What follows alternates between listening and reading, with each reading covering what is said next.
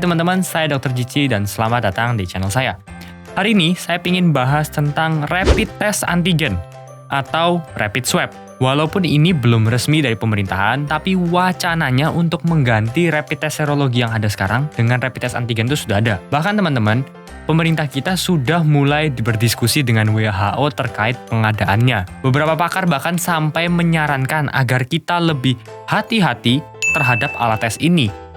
Perlu dilakukan pengujian alat tes dari WHO ini, jika nanti kita jadi beli dari mereka, apakah alatnya efektif untuk kondisi di Indonesia. Sebelumnya, apa sih itu antigen? Antigen sendiri adalah sebuah gen ya dari semua mikroorganisme yang tidak berasal dari tubuh kita. Ibaratnya kalau mau dianalogikan tuh mirip seperti KTP gitu, kayak kartu identitas dari setiap mikroorganisme tersebut. Nah, nantinya KTP ini digunakan untuk mengetahui identitas dari virusnya tersebut. Nah, kalau antigen untuk COVID-19 ya tentu spesifik untuk virus COVID-19, bukan untuk virus-virus penyakit lainnya. Teman-teman bisa bayangkan, kayak misalnya ada orang dari luar rumah mau masuk ke rumah kita nih. Kita tanya dulu dong, identitasnya siapa? Bawa KTP enggak? Ketika kita lihat KTP-nya, oh namanya COVID-19. Berarti kita tahu, yang datang ini adalah virus COVID-19. Kurang lebih analoginya kayak gitu. Prosedur dari rapid test antigen ini sendiri sebenarnya sudah umum sekali seperti yang teman-teman lihat pada pemeriksaan PCR swab test dengan cara diusap gitu. Nah, diusapnya itu nanti ada dua lokasi yang umum biasanya, yaitu di belakang hidung atau kita bilang nasofaring, dan yang satunya lagi itu ada di belakang mulut atau yang namanya orofaring.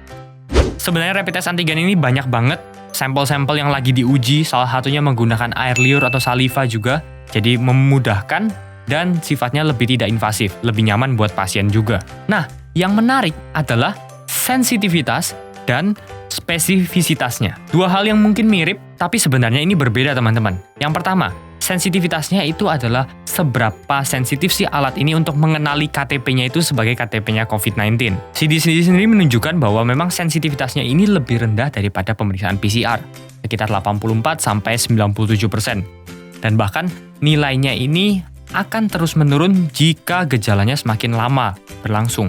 Artinya teman-teman, alat ini sangat baik digunakan jika digunakan pada pasien-pasien yang bergejala dan sifatnya semakin awal. Contoh ada si A sakit di hari pertama. Hari pertama itu langsung kita lakukan rapid test antigen, hasilnya akan lebih valid, lebih tinggi sensitivitasnya. Dibandingkan kalau kita biarkan sudah bergejala sampai 7 hari, 10 hari, baru kita lakukan rapid test antigen. Nilainya bisa menurun. Nah, semakin lama rentang ini, resiko untuk terjadinya false negatif itu akan semakin besar. Nah, untuk spesifisitasnya, itu sangat tinggi teman-teman. FDA, atau seperti BPOM-nya Amerika gitu ya, itu mengatakan spesifisitasnya itu sampai 100% gitu pada penggunaan yang terbatas di Amerika. Artinya di sini adalah resiko untuk terjadinya false positif itu sangat-sangat minimal atau bahkan tidak ada teman-teman.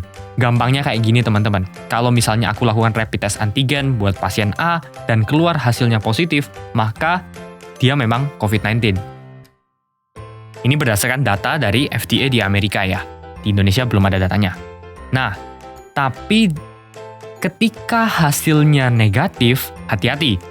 Di sini ada dua kemungkinan teman-teman. Yang pertama adalah memang bukan COVID, atau yang kedua adalah ada masalah false negatif yang karena tadi. Mungkin karena jumlah virusnya sudah terlalu sedikit.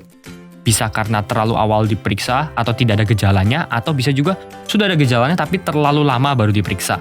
Nah, kondisi di mana virus yang sudah terlalu rendah sehingga tidak terdeteksi lewat alat ini, ternyata masih bisa terdeteksi pada pemeriksaan PCR. Oleh karena itu, penggunaannya kalau memang hasilnya positif, ya sudah bisa jelas ke arah COVID. Nah, tapi kalau hasilnya negatif, tetap harus dilanjutkan dengan PCR test. Jadi, itu yang kita bilang dengan false positif sama false negatif dari alat tes ini. Kesimpulannya teman-teman, alat ini sebenarnya bagus banget. Ya, satu dari biaya juga lebih murah, terus kedua juga lebih cepat ya.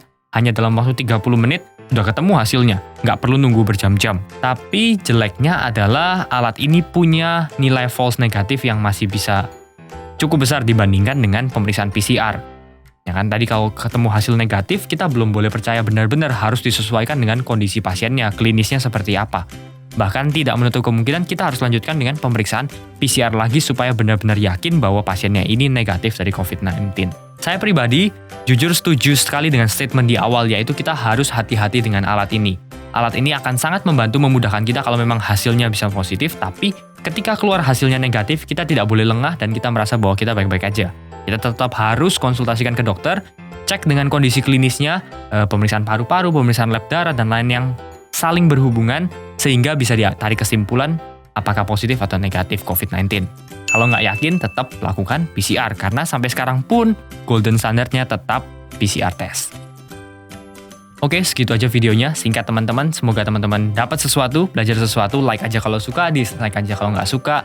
Share ke teman-teman yang lain, siapa tahu ini bermanfaat buat mereka. Dan subscribe juga ke channel ini.